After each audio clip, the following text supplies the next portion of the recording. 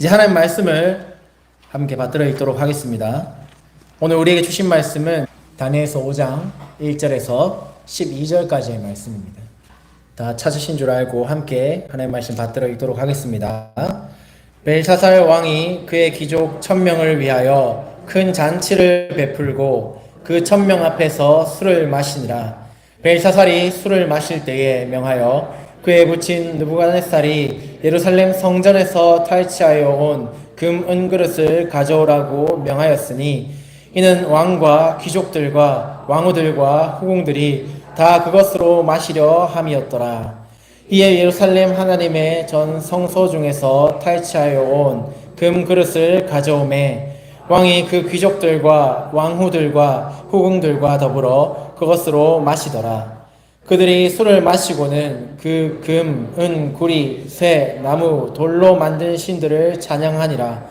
그때 사람의 손가락들이 나타나서 왕궁 촛대 맞은편 석회벽에 글자를 쓰는데 왕이 그 글자 쓰는 손가락을 본지라. 이에 왕의 질기던 얼굴빛이 변하고 그 생각이 번민하여 넓적다리 마디가 녹는 듯하고 그의 무릎이 서로 부딪힌지라. 왕이 크게 소리질러 술객과 갈대아 술사와 점쟁이를 불러오게 하고 바벨론의 지혜자들에게 말하되 누구를 막론하고 이 글자를 읽고 그 해석을 내게 보이면 자주색 옷을 입히고 금사슬을 그의 목에 걸어주리니 그를 나라의 셋째 통치자로 삼으리라 하니라. 그때 왕의 지혜자가 다 들어왔으나 능히 그 글자를 읽지 못하며 그 해석을 왕께 알려주지 못하는지라. 그러므로 벨사살 왕이 크게 번민하여 그의 얼굴빛이 변하였고 귀족들도 다 놀라니라. 왕비가 왕과 그 귀족들의 말로 말미암아 잔치하는 궁에 들어왔더니 이에 말하여 이르되 왕이여 만수무강하옵소서. 왕의 생각을 번민하게 하지 말며 얼굴빛을 변할 것도 아니니이다. 왕의 나라에 거룩한 신들의 영이 있는 사람이 있으니 곧 왕의 부친 때에 있던 자로서 명철과 총명과 지혜가 신들의 지혜와 같은 자니이다. 왕의 부친 느부갓네살 왕이 그를 세워 박수와 술객과 갈대아 술사와 점쟁이의 어른을 삼으셨으니 왕이 벨드사살이라 이름하는 이 다니엘은 마음이 민첩하고 지식과 총명이 있어 능히 꿈을 해석하며 은밀한 말을 밝히며 의문을 풀 수 있었나이다. 이제 다니엘을 부르소서. 그리하시면 그가 그 해석을 알려드리리이다 하니라. 아멘. 천국 잔치로의 초대라는 제목으로 목사님 말씀 전해주시겠습니다.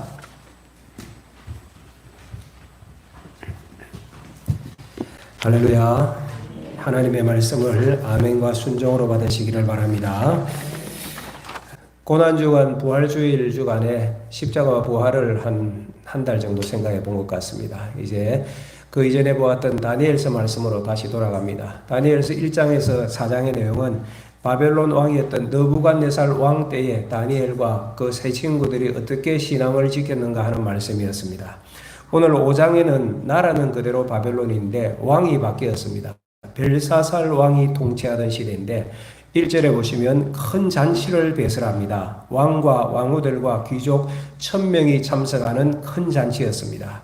근데 이 흥겨운 잔치 가운데 예기치 않는 사건이 벌어짐으로 말미암아 잔치가 엉망이 됩니다. 5절에 보면 그때에, 그러니까 잔치가 한참 흥이 날 때에 사람 손가락들이 나타나서 그 석회벽에다가 글씨를 쓰는 겁니다.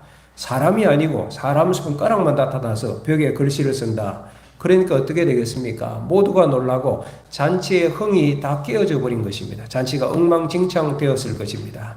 6절을 보시면 이에 왕이 즐기던 얼굴빛이 변하고 그 생각이 번민하여 넓적다리 마디가 녹는 듯하고 그의 무릎이 서로 부딪힌지라.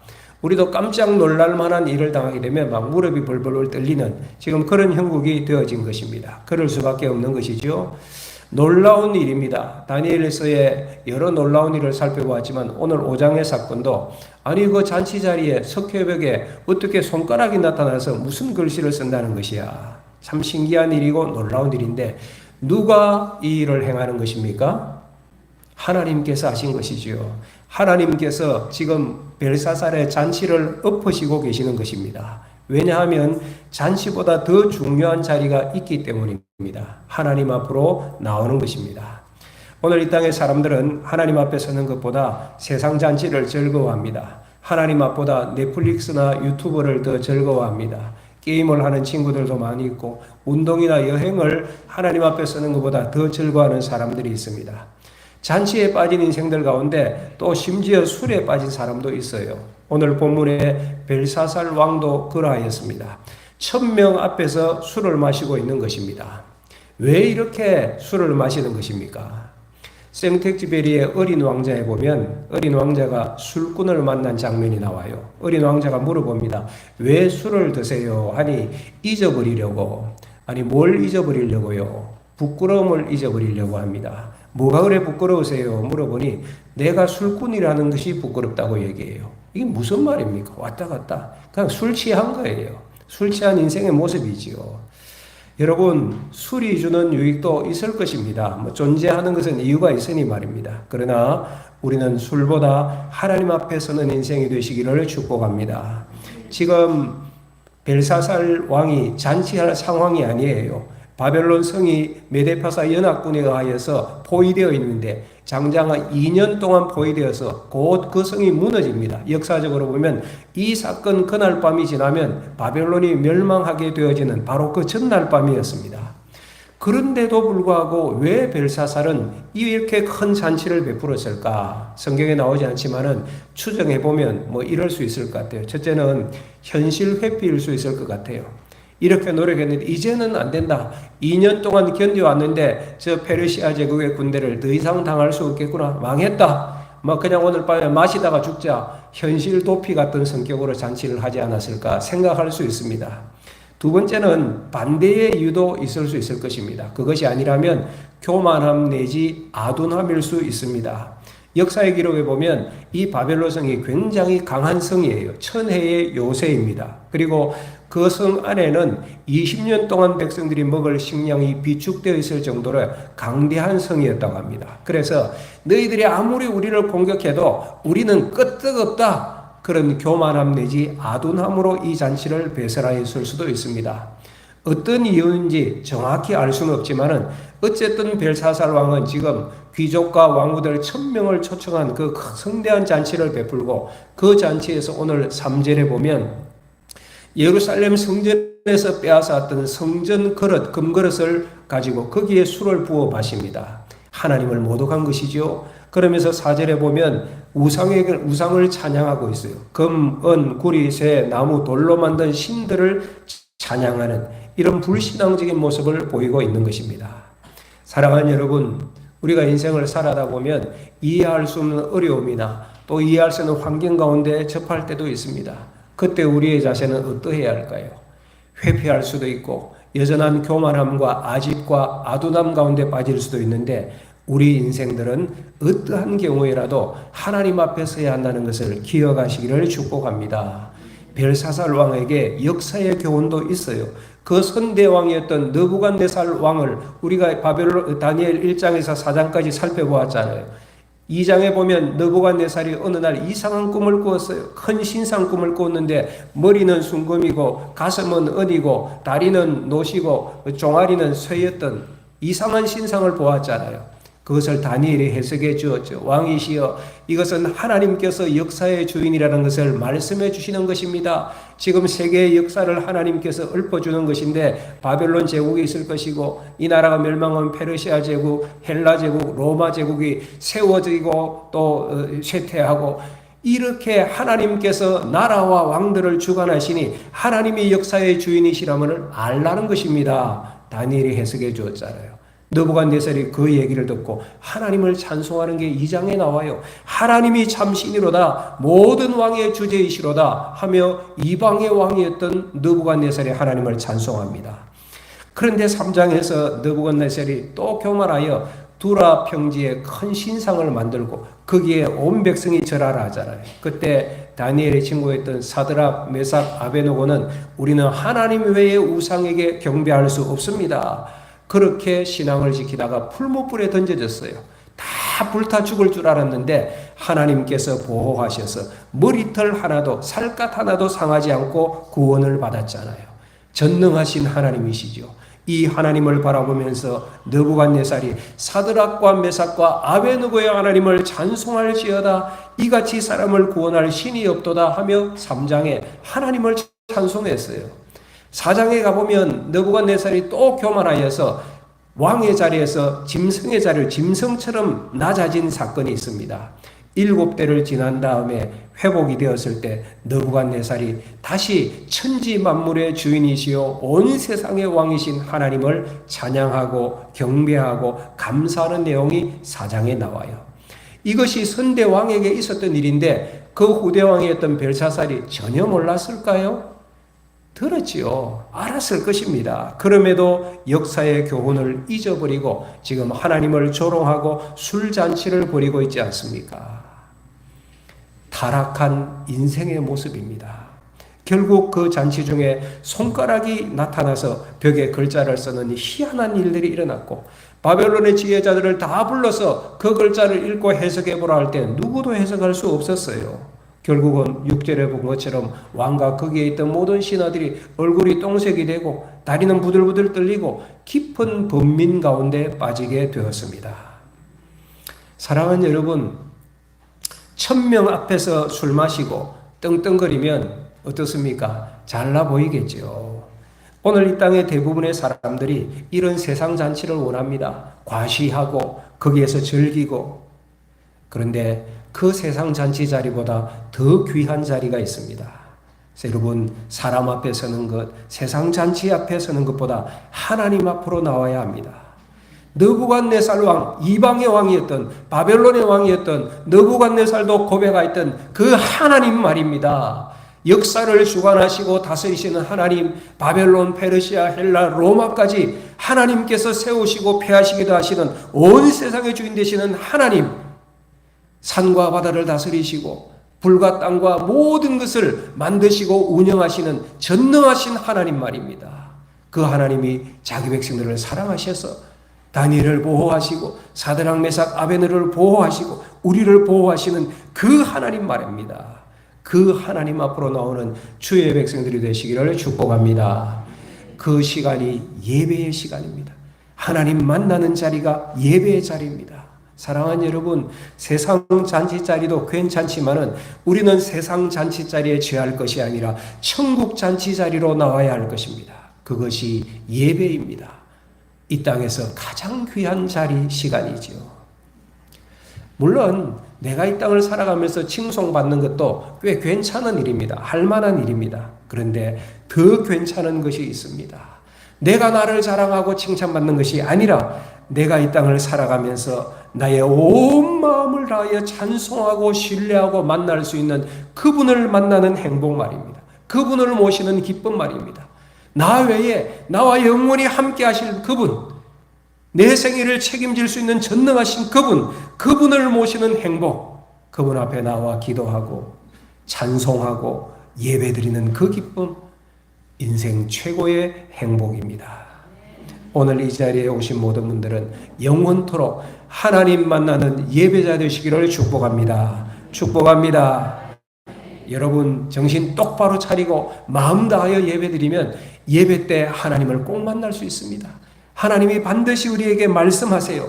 내 아들아, 내 딸아, 세상 어떤 문제 가운데서도 혼란 가운데 있을지라도 이 예배의 자리에 나오면 예배의 주인은 하나님이시니까 하나님께서 말씀하세요. 여러분, 예배는 내가 하나님 자녀임을 확인하는 시간입니다. 예배 때 여러분들이 이 음성은 꼭 들으셔야 돼요. 피곤하여 좀 졸을 수도 있어요. 설교의 말씀을 잠깐 놓칠 수도 있을 것입니다. 그러나 이 음성은 들으셔야 됩니다. 내 딸아, 내 아들아, 너는 내 자녀야. 내가 너와 함께한다. 그래서 예배의 자리는 천국 잔치 자리요, 세상과 비교할 수 없는 최고의 자리입니다. 오늘 두 번째로 생각할 것은 왕비의 전도입니다. 왜냐하면 세상 잔치 자리에 취한 사람을 천국 잔치로 인도하는 것이 전도이기 때문에 그렇습니다. 지금 잔치 자리에서 잔치가 엉망이 되어져 버렸습니다. 기이한 일을 만났을 때 누구도 대처할 수가 없었습니다. 왕과 신하들이 놀라며 어쩔 줄 몰라 하는데 그 얘기를 들었던 왕비가 와서 한 사람을 왕에게 소개합니다. 누구를 소개하지요? 다니엘을 소개합니다. 그것이 10절에서 12절 내용입니다. 10절 보십시오. 왕비가 왕과 그 귀족들의 말로 말미암아 잔치하는 궁에 들어왔더니 이제 말하여 이르되 왕이여 만수무강하옵소서. 왕의 생각을 번민하게 하지 말며 얼굴빛을 변하게 할 것도 아니니이다. 왕비가 지금 벨사살 왕 앞에 나옵니다. 이 왕비는 벨사살의 아내는 아닌 것 같아요. 벨사살의 아내였던 왕후는 2절에 보면 그 왕의 잔치 자리에 지금 같이 있습니다. 이 왕비는 이전 성경 번역에서는 태후라고 번역되어 있습니다. 이전 왕의 아내였을 가능성이 많아요. 어쩌면 느부갓네살 왕에게 여러 아내가 있었을 때인데 그 아내 중에 한 사람이었을 가능성도 있습니다. 어쨌든 정확하지는 않습니다. 이 왕비가 와서 벨사살 왕에게 다니엘을 소개하는 거예요. 여러분, 다음 주일이 무슨 주일이죠? VIP 초청 예배가 있는 주일입니다. 전도하는 것, 이게 쉽지가 않지 않습니까? 그래서 오늘 왕비를 통하여서 전도의 지혜를 얻으면 좋겠습니다. 왕비가 했던 말이 10절, 11절, 12절 딱 세 구절인데 이게 전도예요. 전도. 그래서 오늘 저의 설교의 목표는 전도하면 좋겠다. 이것도 있겠지만은 전도가 그렇게 어려운 것이 아니구나. 나도 할 수 있겠구나. 말씀을 들으면서 여러분들이 그 마음 새기면 오늘 설교는 잘 된 것이라 생각이 듭니다. 전도는 뭐냐? 첫째는 소개하는 것입니다. 여러분, 전도는 기이한 능력을 행하고 막 말로 사람들을 설득시키고 뭐 그런 것이 아닙니다. 사도행전에 사도들이 전도할 때 막 능력도 나타나니까 우리도 그렇게 해야 되는가라고 생각하지만은 특별한 일들이었습니다. 전도는 그런 것이 아니라 누군가를 담담하게 소개하면 돼요. 이런 분이 있습니다. 참 좋은 분인데 한번 만나보세요. 여기까지예요. 우리가 할 수 있는 일. 오늘 본문에 왕비가 그 일을 합니다. 11절 12절 보시기 바랍니다. 왕비가 왕에게 얘기합니다.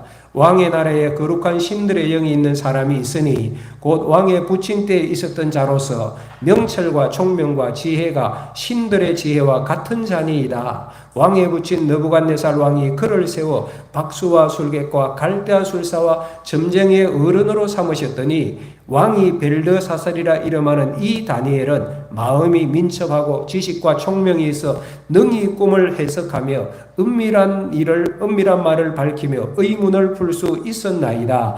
이제 다니엘을 부르소서. 그리하시면 내가 그 해석을 알려드리리다 하니라. 이렇게 왕비가 왕에게 이야기한 것입니다. 말은 길고 문장은 화려하지만 내용은 간단합니다. 폐하 다니엘이라는 사람 만나보십시오. 굉장히 지혜롭습니다. 끝. 딱 여기까지. 요게 11절 12절 내용이에요. 전도할 때 겁먹는 분들이 있어요. 어려운 것이라고. 오해하는 분들이 계십니다. 전도는 복음을 증명하는 것이다. 말을 잘해야 된다.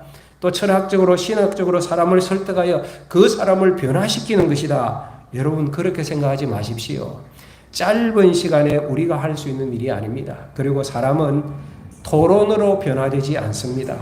그 사람을 변화시키는 분은 주님이십니다. 아니 여기 수십 년 설교 들어도 잘 변화되지 않잖아요. 근데 생판 예수 안 믿는 사람에게 설교 한 번 하고 복음 전한다고 싹 변한다. 우리가 할 일이 아닌 것입니다.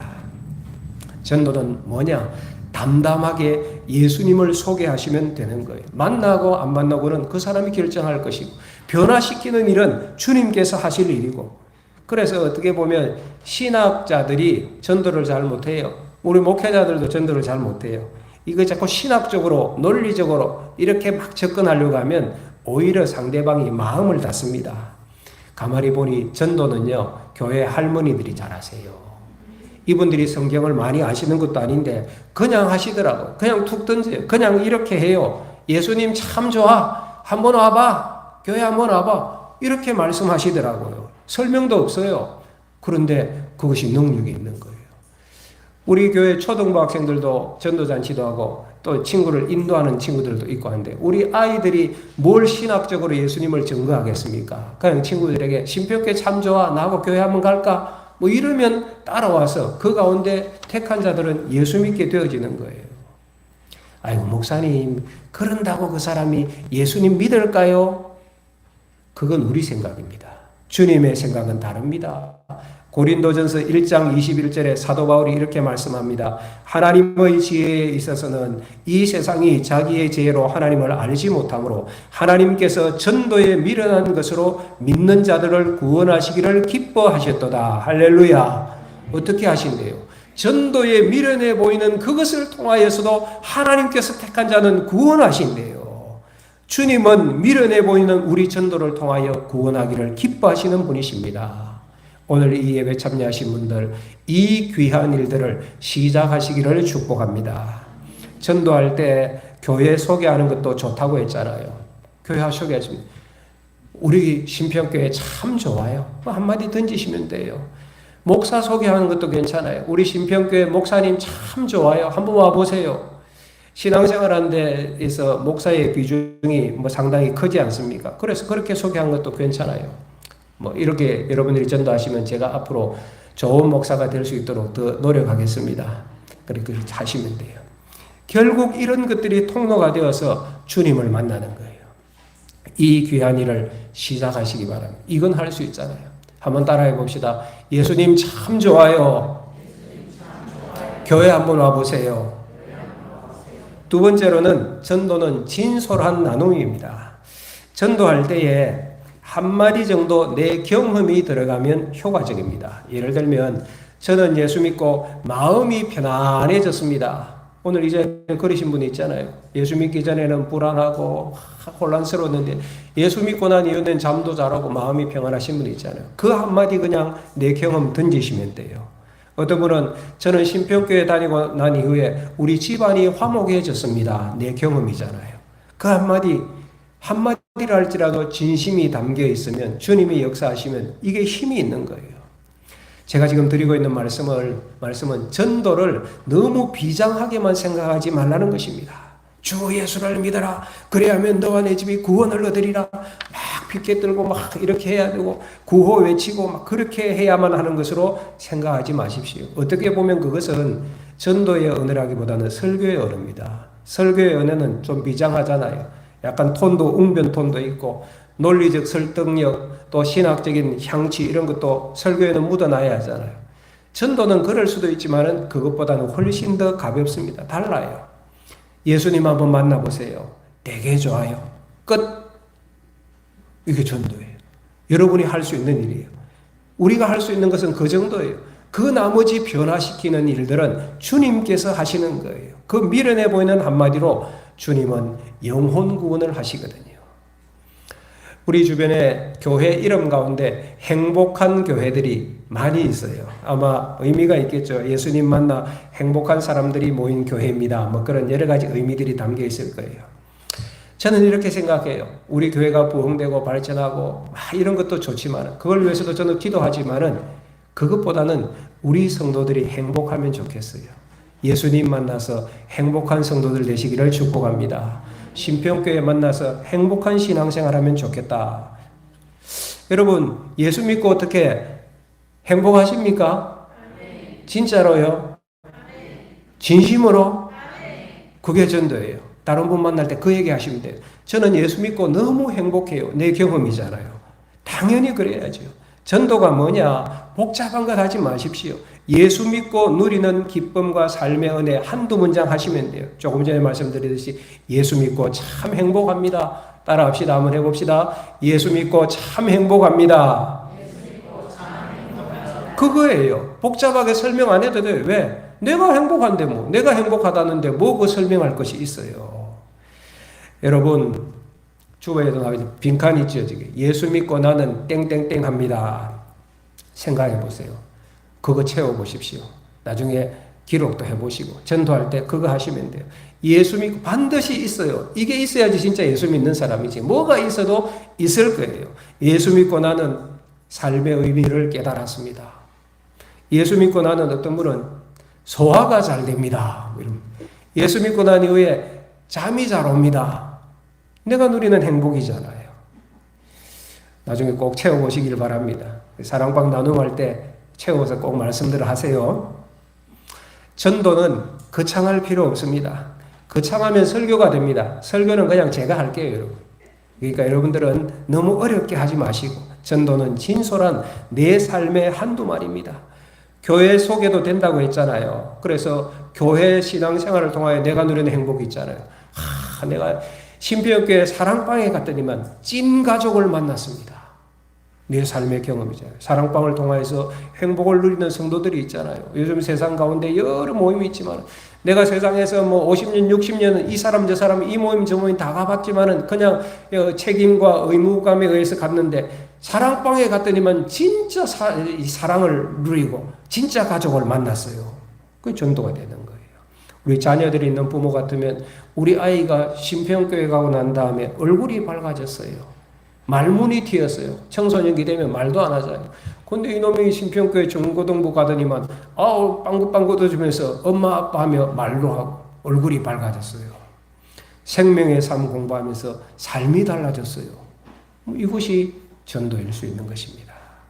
심지어 여러분, 내 경험일 필요도 없어요. 내가 본 어느 성도의 이야기도 가능합니다.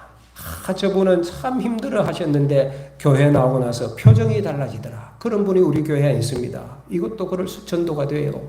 오늘 본문에 보면 왕비가 그렇게 합니다. 왕비 본인의 경험이 아니잖아요. 느부갓네살 왕 때 있었던 일인데 왕비가 보았든지 들었든지 한 것 같아요. 그래서 그것을 벨사살 왕에게 전하고 있지 않습니까? 폐하 선대 왕 때에도 비슷한 일이 있었는데 다니엘을 불러서 평안함을 얻는 것을 제가 보았습니다. 그러니 다니엘을 한번 만나보세요. 지금 왕비가 그 얘기하고 있는 거예요. 이게 전도예요. 우리 교회 안에 예수님 만나서 새삼 사시는 분들이 많잖아요. 그런 분들을 소개하시면 전도가 되는 것입니다. 이건 할 수 있잖아요. 그렇지요? 이 귀한 일을 시작하는 주의 종들이 되시기를 축복합니다. 축복합니다. 세 번째는 전도는 기회를 잡는 것입니다. 세상 일도 때가 있잖아요. 전도도 때가 있고 사람 마음 열릴 때도 있는 것 같아요. 그때 기회를 잡아 한두 마디 잘 던지셔야 돼요. 전도하다 보면 신방 가운데도 그렇고 병상 전도가 참 괜찮은 것 같아요. 기도해 드릴까요 하면 병상에 있는 분들 가운데 거부하는 분이 별로 없어요. 왜냐하면 그들의 마음이 가난해져 있기 때문에. 그래 기도하고 나가는데 이거 목사님이십니까 하면 다른 사람이 불러요. 왜요? 하니까 저를 위해서도 좀 기도해 주세요. 병상에서는 그래요. 여러분 왕비가 그랬습니다. 때를 잘 잡았어요. 아무 때나 왕을 찾아온 것이 아닙니다. 오늘은 벨사살 왕에게 특별한 날이에요. 감당이 안 되는 날이에요. 그때 왕비가 딱 가서 다니엘 한번 만나보세요. 지금 그 얘기하고 있는 것 아닙니까? 이처럼 기회를 잡는 것이 중요합니다. 그런데 문제는 우리가 이 기회를 잘 분별하지를 못해요. 사람 마음이 획일적이지 않아서 그런 것입니다. 병상에서도 마음을 여시는 분이 계신가 하면 자기의 질병 때문에 마음을 오히려 더 닫기도 하더라고요. 그런 의미에서 기회라고 제가 말씀을 드렸지만은 전도의 기회란 것은 이렇게 정의하는 것이 제일 정확합니다. 어떻게 하느냐? 전도는 때를 얻든지 못 얻든지 씨를 뿌리는 것이다. 한번 따라해 볼까요? 전도는 때를 얻든지 못 얻든지 씨를 뿌리는 것이다. 그러니까 때가 특별히 있는 게 아니에요. 농부가 특별한 때에 또 특별한 일을 하는 것도 있지만 사시사철 농사를 돌보듯이 우리도 내 눈에는 특별한 때가 아니지만 그렇게 말할 기회가 있으면 그 기회에 잡아서 거창하게 하지 말고 한두 마디 툭 던지는 거예요. 어떻게 던지라고 했죠? 무슨 말 하라고 했죠? 아니 조금 전에 했잖아요. 따라하기도 하고. 따라해 봅시다. 예수님 참 좋아요. 크게 해보세요. 예수님 참 좋아요. 아니 여기서도 안 하면 밖에 가서 어떻게 해? 크게 하라니까. 한번 따라해 봅시다. 신평교회 참 좋아요. 한번 만나보세요. 끝. 그까지 하면 되는 거예요. 그 다음 사람 마음을 변화시키고 믿게 하시는 분은 주님이시니까. 그런 의미에서 저는 다음 주 4월 28일 VIP 초청 예배 하기로 한 것 참 잘했다. 우리가 매년 했지만은 이번에 제가 좀 해야 되나 말아야 되나 약간 주저했어요. 왜냐하면 1년 전도 계획 쭉 세우면서 아직까지 전도 계획이 다 나오지도 않았어요. 그리고 4월 5일 우리 교회도 여러 가지 행사가 있고 저도 개인적으로 참 바쁘고 이거 해야 되나 말아야 되나 그러다가 기도하다가 뭐 해야지. 전도는 언제나 하는 것이지. 주님이 하시는 것이지. 그 마음으로 4월 첫 주에 일단 선포하고 시작했는데 다음 주가 벌써 되었네요. 그런데 지난주 말씀 준비하면서 이 말씀이 생각해보니 하기를 참 잘했다. 전도는 늘 해야 되는 것인데 하면 되는 것인데 때를 얻든지 못든지 씨를 뿌리는 것인데 참 잘했다. 왜냐?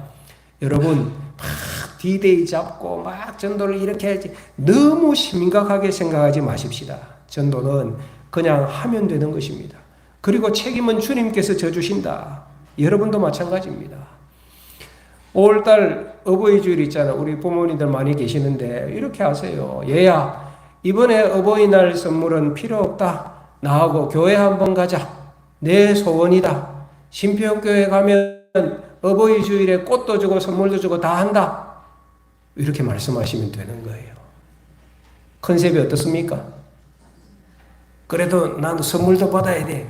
교회 와서 아들 오는 것이, 딸 오는 것이 제일 큰 선물 아닙니까? 어쨌든 기회를 잡으십시오. 너무 어렵게 생각하지 말고 할 수 있는 것입니다. 네 번째, 따라합시다. 전도는 협업이다. 뭐라고요? 협업이 뭐예요? 같이 하는 거예요. 나 혼자 전도하는 것 아닙니다. 먼저는 주님과의 협업입니다. 여러분, 우리는 영혼 구원이라는 거대한 역사의 극히 일부를 담당하는 것 뿐입니다. 그 사람을 변화시키는 분은 예수님이세요. 성령님이세요. 그저 우리는 그 예수님에게로 인도하여 위하여 한두 마디 툭 던지는 것입니다. 예수님 참 좋아요. 신평교회 한번 와서 보세요. 예수님 한번 만나보세요. 그 정도예요. 그 나머지는 누가 하신다? 주님이 감당하신다. 주님과의 협업이에요. 그 다음 전도는 또 교회와의 협업입니다. 여러분들이 던진 그 말에 그분이 교회를 나왔는데 하나님의 은혜가 있어서 설교 말씀을 듣는데 마음의 감동을 받고 예수 믿게 되어지는 분이 있거든요.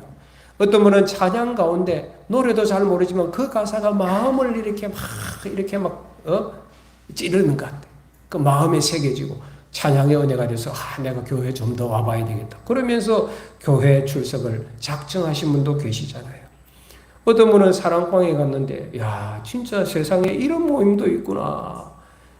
세상에서는 누리지 못하는 사랑이 기도가 따뜻함이 여기에는 있구나. 사랑방이 전도의 협업자가 되어지는 것이죠. 오늘 본문에 보면 왕비가 그렇게 합니다. 여러분 벨사살의 문제가 어디에 가서 해결될 것입니까? 바벨론의 지혜자들 다 불렀는데 아무도 몰라요. 결국 벨사살은 누구 앞에 와야 됩니까? 하나님 앞으로 나와야 됩니다. 그런데 왕비가 하나님을 소개한 건 아니에요. 누구를 소개했습니까? 다니엘을 소개했어요. 다니엘이 와서 그 벨사살 왕에게 하나님을 소개합니다. 벨사살 왕을 하나님 앞에 서게 하는 것입니다. 그러니까 왕비는 자신도 모르게 하나님의 일의 일부를 담당한 것입니다. 왕비, 다니엘 모두가 합력하여서 이 일을 이루어가는 것이잖아요. 사랑하는 여러분, 주님의 역사를 보고 싶으면 전도하시기를 바랍니다. 내가 하는 일은 미미하지만 전도하는 그 현장을 통하여서 주님께서 그 전에도 일하시고 그 후에도 역사하고 계심을 우리는 보게 되어집니다. 전도가 멀리 있지 않습니다. 필요하면 우리 교회 전도팀에게도 부탁하십시오. 교역자에게도 부탁하십시오. 그러면 만나줄 것입니다. 그리고 그를 위하여 기도할 것입니다. 그리하여 저와 여러분들이 세상 잔치가 아니라 천국 잔치로 나아오고 또 세상 잔치에 취한 인생들을 천국 잔치로 초대하는 저와 여러분 모두가 되시기를 예수님의 이름으로 축복합니다. 축복합니다. 우리 주신 말씀 생각하며